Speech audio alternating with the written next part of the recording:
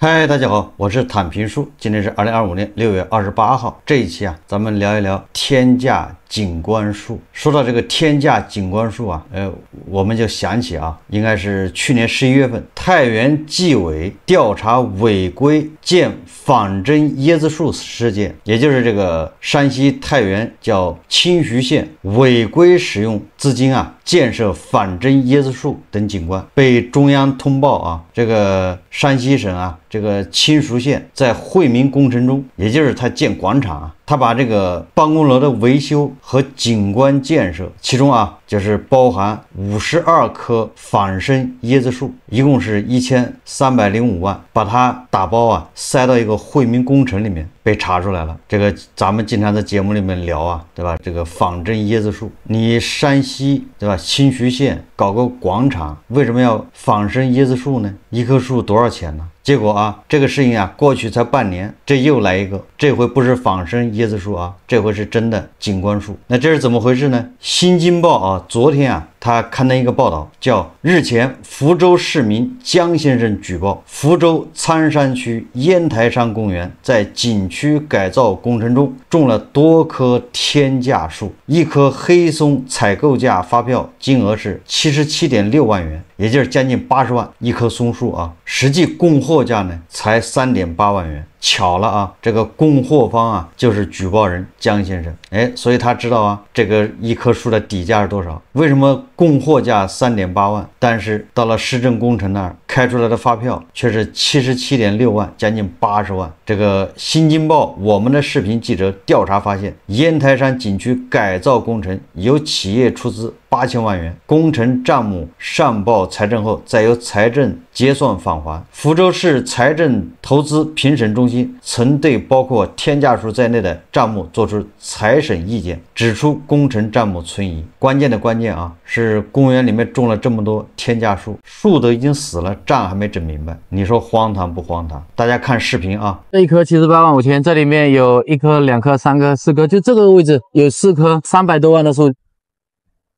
哪里有人管养啊，都已经干掉了。这个树采购价是显示是70几万。养殖家里没办法，树都会死啊，那你没办法，都会死啊。说白了，有些树不适合在。那他们施工单位自己采购工人的事情，他们虽然愿意花这么多钱去买。日前，福州市民江先生举报，福州苍山区烟台山公园内有多棵天价树，每棵树报价仅80万元。这些天价树是谁种的？又是谁掏钱？对此，新京报我们视频记者展开多方走访调查。举报人江先生称，这些天价树属于烟台山公园的景区改造绿化项，由一位叫于某的工头向他采购。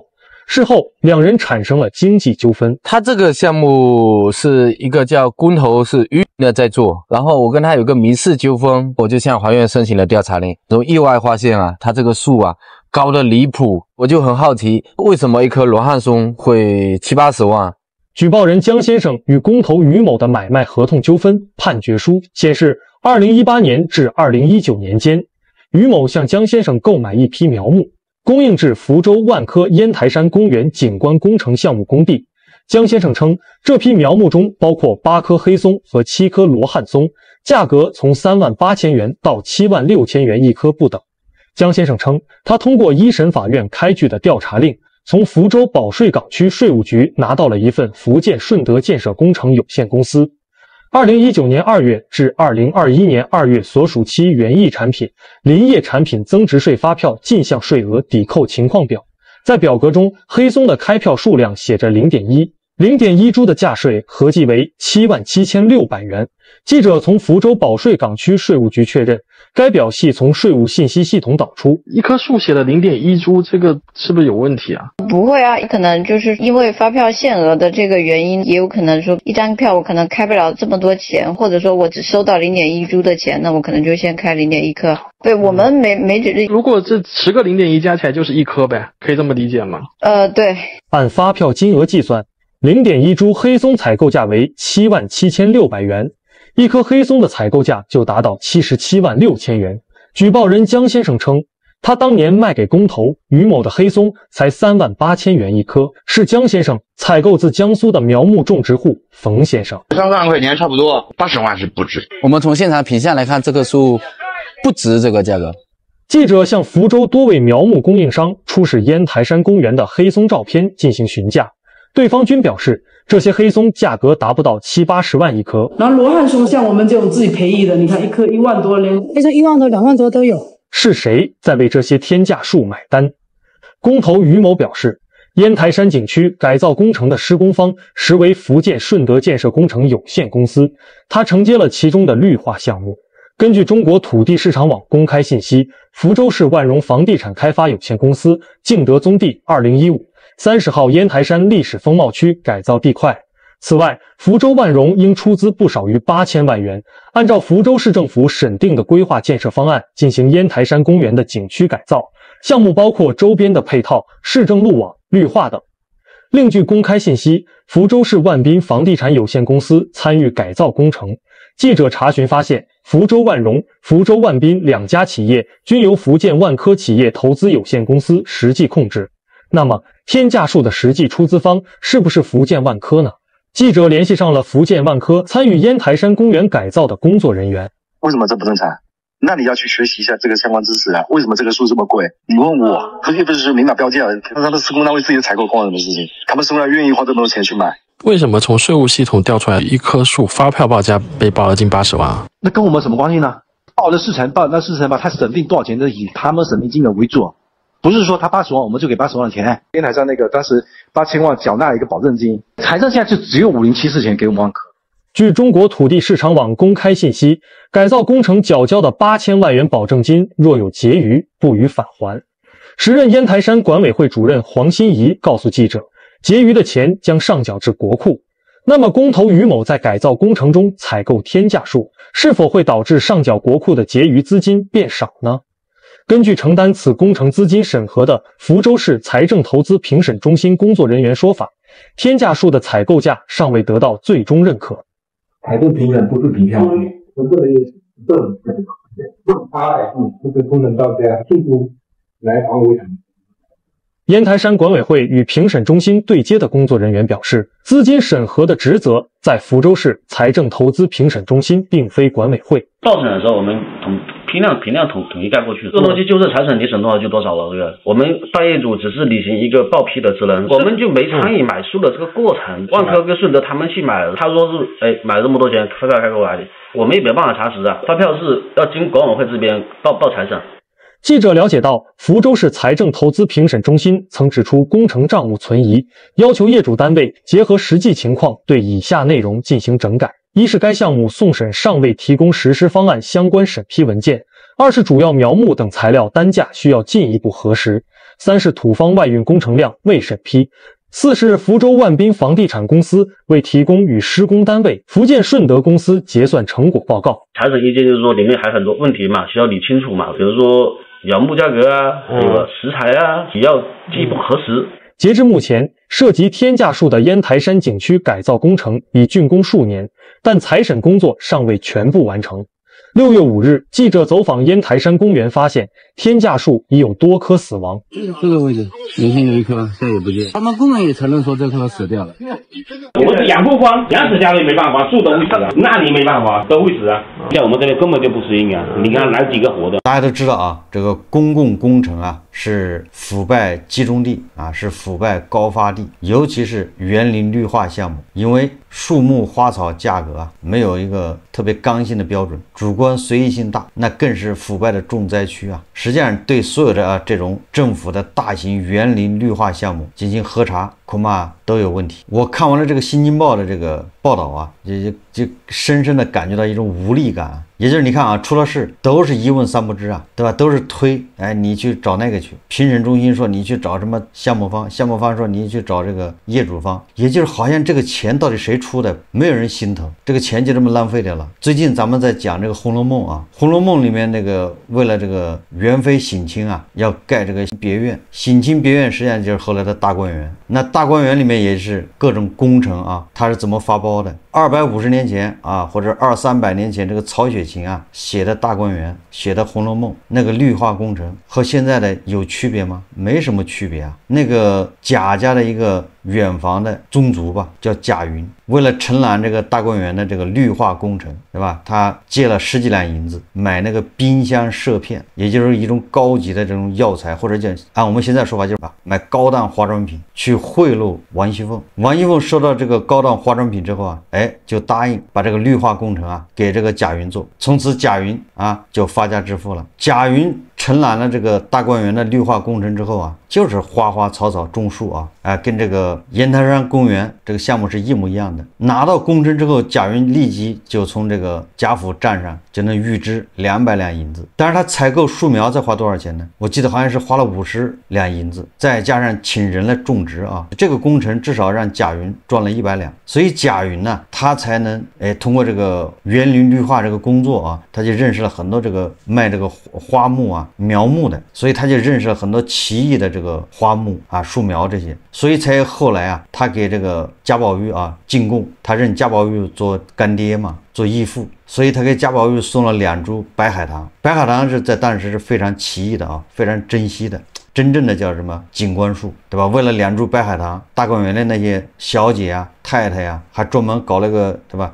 诗社。所以我看到这个《新京报》的这个报道啊，你就发现这个200-300年来有变化吗？没有变化。为什么会这样？所以我们今天谈一谈这个天价景观树啊。首先一个啊，我们要对这个《新京报》啊要致以敬意。《新京报》啊是目前为数不多的敢于去揭露这些丑恶现象的媒体，我也只能这么说啊，对吧？你也不能把它说的拔得太高，但是它确实是为数不多的，对吧？敢于去揭露，就是那个山西这个太原的那个反生椰子树，它也是《新京报》去报道的。那去年，对吧？这个更大的一个新闻呢，就是《新京报》去暗访揭露出来的，叫用那个拉煤制油的这个油罐车啊，拉食用油啊等等啊，这些都是《新京报》去揭露出来的。所以说，咱们要向《新京报》啊，对吧？还要致敬，也就是能这个时候啊，这个环境下还有这样的媒体也不容易。正因为《新京报》敢于，对吧？或者是现在还想去揭露这些，所以他招致加藤老师啊等正能量的这个记恨呢。大家回忆一下，去年这个关于这个油罐车的事情出来之后啊，那这正能量把矛头都对准《新京报》，对吧？大有这个不把《新京报》灭掉，对吧？就把《新京报》已经描绘成什么带路党，别有用心，成为外国资本的代言等等啊。第二个呢，我想说的是，为什么我们总是问呢？中国的各行各业都那么卷，对吧？就连这个新兴的行业，比如新能源汽车，都已经卷成这样，卷成狗了，对吧？价格战是天天打，就更别说那些传统的行业。为什么这么卷？这是第一个啊。就第二个就是为什么不管什么年龄层的人，除了真正退休的啊，像胡一静老师那样的，其他的只要还没退休的，都一个比一个累，对吧？从幼儿园累起啊，幼儿园的小孩也不轻松啊，到小学、初中、高中、大学毕业上班，只要你没退休，你都累，各种累。为什么会出现这种现象？对吧？各行各业都卷，各个年龄层的人都累。对，我想啊，《新京报》这个视频啊，实际上就给出了一些答案。按理来说，我们是第2大经济体，对吧？改革开放40年，积累了大量的财富，老百姓不应该是这么觉得累啊！大量的钱就这么浪费了，关键浪费到哪儿不知道。对吧？这个树花了80万，它死了，你就不说这树值不值80万啊？那再一句它死了，都没了。你再想一想什么仿生椰子树，你再想一想什么老干部疗养中心，对吧？我们创造了大量的财富，就这么浪费掉了。你再去想一想，对吧？那个大山里面的那些宏伟的工程，那些高架桥，对吧？前不久是不是贵州还有一个桥塌了？幸好啊，没有造成人员伤亡。这种浪费还只是一方面，对吧？还有其他方面啊，就不能再说了。就这一块的浪费，那也是触目惊心啊。所以大家就是沿着这个再去想一想，就知道为什么每个人这么累，各行各业的累，是因为创造的财富大部分啊都被这个以各种形式啊集中到大头那儿去了。真正这个老百姓，对吧？个人掌握的非常少，你自己可支配的非常少，都在大头那儿，而大头就这么浪费了，修疗养中心，搞仿生椰子树，搞这种天价景观树，对吧？原价就2万3万的这个景观树，最后在账面上体现出来是80万，那这中间的差价去哪儿了呢？第三个啊，这恰恰说明为什么很多人呢，比如维维老师，比如加头老师，他们就热衷于搞这种集体，他们就热衷于搞这个大头。为什么？大头就把钱，把大家钱集中到一起，他来花呀，所以他就鼓吹，对吧？大头如果把这钱，对吧？如果韭菜自己拿着，自己去花，那加头老师还从哪儿赚钱呢？他想掌握这个大头，就是尽可能的掌握啊，所以鼓吹大头的都是这种人，本质上是想腐败，因为大头的钱是谁的呢？不知道，谁掌权就是谁的。所以你看这个腐败现象是层出不穷啊，为什么就杜绝不了呢？对吧？你把耗子搁到粮仓里面，让他看粮仓，你这不对耗子的考验吗？这个反人性的。你看加头老师啊，他鼓吹要做大这个大头，但是他自己他不交啊，对吧？他想方设法的把钱不要交到大头去，他偷税漏税，不就想让自己多掌握一点吗？对吧？到他那儿，他是千方百计的偷税漏税，让自己给大头少交，对吧？更多的留到自己手上，自己决定，甚至把钱搞到美国去，在美国买房，老婆孩子在美国待着。但是他拼命的鼓吹大头，就是让这些人，对吧？傻傻的把钱交到大头，或者是大头把扣的钱越来越多，然后由他来决定怎么花。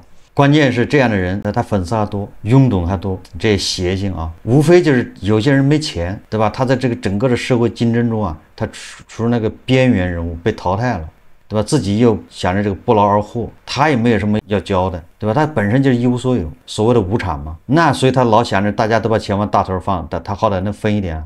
如果马云把钱放到大头那我也能分个1万2万的，何乐而不为呢？都是这种思想，吃大户也恰恰是这种人鼓吹这些啊，所以导致这有钱人吓得跑了，对吧？资本人才外流，那你那个地方好得了吗？就是资本不断的外流啊，这个人才也外流，你最后留下的都是穷鬼杀恶鬼，都是你盯着我，我盯着你，我想从你那口袋里把钱掏出来，你想从我的口袋里把钱掏出去，互相都是这种状态，你说那经济能搞得好吗？对吧？有多少人把房子卖掉，跑到日本买房，跑到新加坡买房，稍微有点钱的，第一反应就想着怎么样移民润出去。就为什么会出现这种现象？美国为什么富裕呢？它不就是有钱人往那儿跑，人才往那儿跑，所以它越来越富裕啊，越来越强大啊。所以说我们说第三个问题就是，对吧？这个加头啊、维维这种人，天天鼓吹大头，这个带来的恶果。这种2万3万的一棵树，最后变成80万，最后树也死了。大家想一想，像不像这个俄罗斯和乌克兰之间打仗，对吧？俄罗斯的 GDP 也在涨啊，也就是所谓的俄罗斯是越打越富啊。但是他那个 GDP 在涨，最后是转化为炮弹、导弹、坦克，在乌克兰战场上全部变成废铁，炸掉了。俄罗斯也是越打越富有，对吧？越打 GDP 增长越快。但是俄罗斯的老百姓面临着鸡蛋涨价，对吧？黄油买不起，土豆没得吃。通货膨胀处在崩溃的边缘，它的 GDP 也在涨啊，对吧？普京每次都自豪地宣布，这个俄罗斯现在是第4大经济体，这就和我们宣传咱们是第2大经济体，然后老百姓觉得累，不一个道理吗？就你大量东西浪费掉了，人家是浪费在这个乌克兰战场上被炸掉了，你这是浪费在，对吧？这个大山里面的桥，这个天价这个景观树、反生椰子树、老干部疗养中心，一个道理啊。在乌克兰战场上炸掉了，它没有办法源源不断的产生收益。当然了，如果他把乌克兰吞并了，他这个战打赢了，那他有收益，他掠夺那么多土地，那么多矿产。最后一算，说不定俄罗斯还能赚钱，这个是这样啊。他要打赢了，那输了呢，那他就完蛋。咱们大量的钱财浪费在这儿，它不能产生效益。这就是为什么啊，很好的解释了为什么消费上不去，消费也熄火。你怎么刺激大家越来越不去消费？